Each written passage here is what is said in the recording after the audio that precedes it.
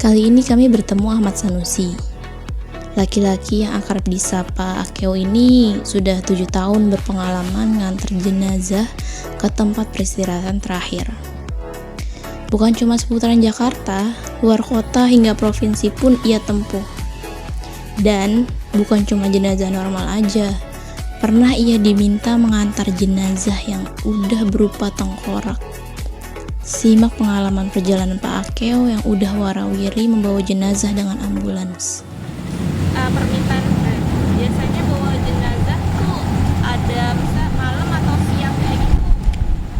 Kalau jenazah itu nggak bisa tentu sih Mbak ya. Kadang siang, pagi, sore, bahkan tengah malam pun ya kalau kita ada panggilan atau ada perintah ya kita harus siap jalan.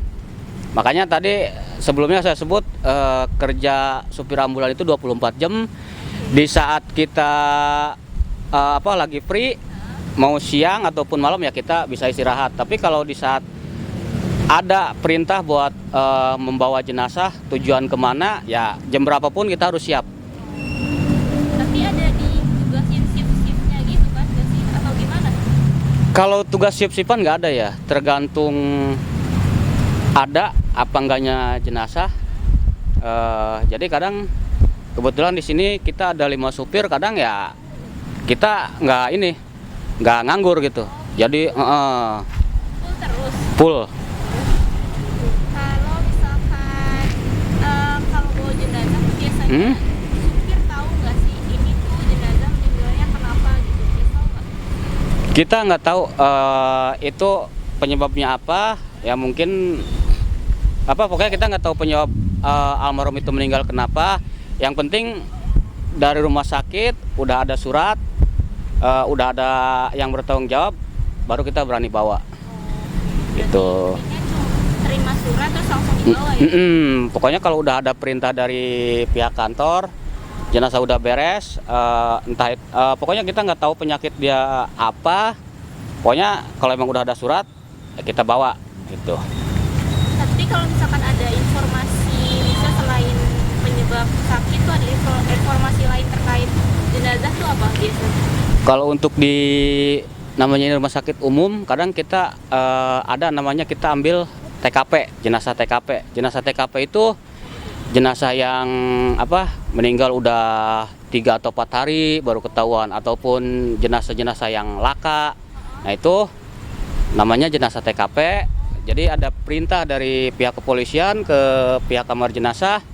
Nah nanti baru dari pihak kamar jenazah meneruskan ke pihak supir. Itu berarti dari rumah sakit dibilanginnya itu jenazah TKP? Ya, jenazah TKP. Nanti paling kita ditujunya itu ke mana, ke jalan atau rumah mana yang kita tuju itu. Tapi kalau jenazah TKP perlakuannya beda nggak bawa mobilnya? Sama sih Mbak, sama aja. Jadi aku udah sering lihat apa sebenarnya kan udah ditutup atau gimana kalau jenazah TKP? Kalau jenazah TKP itu gimana ya? Kadang mohon maaf jenazah yang udah nggak seger lah gitu kan. Sebutnya jenazah udah nggak seger. Emang kelihatan? Ya kan kadang cuman tidur almarhum itu lagi tidur atau lagi duduk, kadang meninggal baru ketahuan itu 3 atau 4 hari ya udah nggak kesebutnya udah nggak seger lagi jenazah itu. Atau kadang ya jenazah yang di jalanan itu kayak yang korban tabrakan atau tabrak lari, ya kadang jenazah udah nggak utuh. Pernah bawa? Pernah. Itu gimana Pak? Nggak takut atau gimana gitu?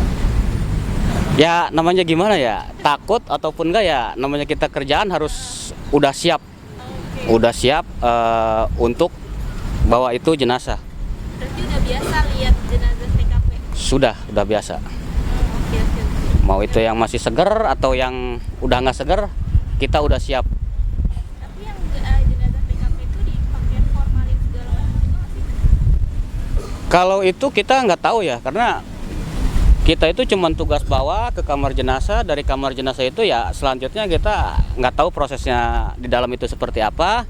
Jadi tugas saya sebagai driver cuman tugas bawa. Jadi untuk tahap-tahap selanjutnya kurang tahu gitu Mbak. Oke. Mm-mm. Ini udah dipetiin atau udah dikeragain gitu lah ya? Kalau untuk jenazah TKP seperti itu, paling prosedurnya kita pakai ini apa, kantong mayat, gitu. Kantong mayat? Jadi kita almarhum ini yang TKP itu kan, jadi jenazah yang sudah nggak segar atau jenazah udah nggak utuh, kita masukin ke kantong mayat. Nah, kita bawa ke rumah sakit untuk dilakukan visum atau otopsi. Tapi setelah dari rumah sakit dibawa ke rumah keluarganya itu sama siapa lagi? Apa sama ambulans yang sama atau enggak? Tergantung sih Mbak, kadang keluarga punya kenalan ambulan ataupun ya kita pun ambulan kita standby juga, di mana ada perintah ya kita siap jalan juga. Pernah sampai muntah-muntah nggak ngeliatnya? Kalau ya namanya kita manusiawi, muntah pernah Mbak. Oh, iya. Muntah pernah. Kalau kita udah istilahnya udah terlanjur, udah apa, melebihi lah ininya, aromanya itu udah melebihi banget ya, namanya kita manusia ya adalah rasa enak atau apa gitu kan, gitu Mbak. Oke. Kalau misalkan malam ini ya, nganterin malam sama jenazah itu kira-kira ada cerita-cerita yang selama ini horor gitu nggak sih Mbak? Pernah sih Mbak. Waktu itu saya nganter ke daerah, di suatu daerah lah di Jawa Barat. Kebetulan jenazah itu jenazah kecelakaan kerja. Jadi dia itu jatuh dari lantai 4 bangunan. Nah, jenazah itu kita bawa ke suatu daerah.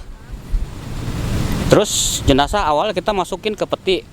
Nah, nyampe ke rumah karena kebetulan waktu itu jenazah muslim, petinya suruh dibawa lagi sama pihak keluarga ke Jakarta. Nah, di dalam peti itu banyak darah. Terus di sana itu selama perjalanan pulang ternyata ada sesuatu lah yang menandakan mereka itu ikut kembali ke Jakarta. Apa tuh Bang? Jadi petinya itu kayak ada yang mukulin sepanjang perjalanan. Kebetulan rumahnya itu ada di atas gunung. Mungkin antar kampung itu sekitar 2-3 kilo baru nemu kampung, 2-3 kilo nemu kampung. Itu kejadian sekitar jam 10 atau jam 11 malam. Itu terus kebetulan hujan gerimis juga. Tambah ini ya? Iya, pas banget. Itu horornya, kalau misalnya horor berarti kedengeran suara-suara gitu? Iya, ada suara-suara. Terus penampakan pernah. Penampakan pernah, ada duduk di belakang ambulan. Itu kalau udah gitu gimana Pak? Ya kita masing-masing lah. Atau kita bukan niat jahat kepada mereka kan. Kita udah membantu mereka. Ya kalau itu ya kita masing-masing aja. Kalau emang mereka mau ikut ya silahkan gitu. Kalau mau turun kan monggo. Udah diemin aja. Yang penting ya kita tenang aja bawa mobil biar nggak terjadi apa-apa kan, jangan sampai kaget gitu. Oke. Pak Ake boleh ceritain nggak sih kayak persiapan apa, misalkan dari sebelum jalan sampai pas mau jalan apa aja sih yang diurusin itu kalau bawa jenazah?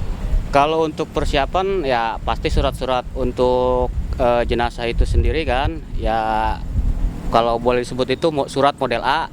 Itu surat yang menyatakan bahwa almarhum udah meninggal. Surat model A itu dikeluarin sama rumah sakit atau puskesmas. Terus kalau untuk perjalanan ya yang penting otomatis pasti buat kendaraannya harus sehat gitu. Oke, berarti sebelum jalan tuh dicek kendaraan tuh? Ya kayak kita mungkin ban, oli gitu kan. Terus ya BBM kalau untuk perjalanan jauh ya kita paling berhenti di perjalanan buat isi BBM.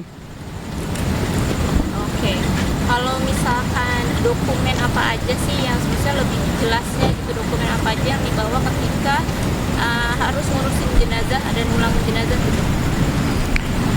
Terutama itu kalau untuk penjemputan upaya dari rumah untuk dibawa ke rumah duka umpamanya. Itu terutama itu ada surat dokter setempat untuk diteruskan ke puskesmas atau rumah sakit untuk bisa keluar surat namanya model A. Jadi nanti untuk lapor juga ke bagian ke RT sama RW juga. Itu prosesnya biasanya lama nggak sih Pak? Atau misalnya malah nyusahin jenazahnya gitu sampai kayak gitu? Yang penting pertama itu harus ada surat keterangan dari dokter setempat. Jadi dokter setempat upaya ada almarhum meninggal, terus pihak keluarga itu manggil pihak dokter untuk memeriksa almarhum untuk mengeluarkan surat pernyataan bahwa almarhum benar sudah meninggal. Nah, nanti untuk diteruskan ke puskesmas untuk keluar surat model A namanya. Oke, terima kasih Pak Akeo. Iya, sama-sama Mbak. Nah, sama-sama.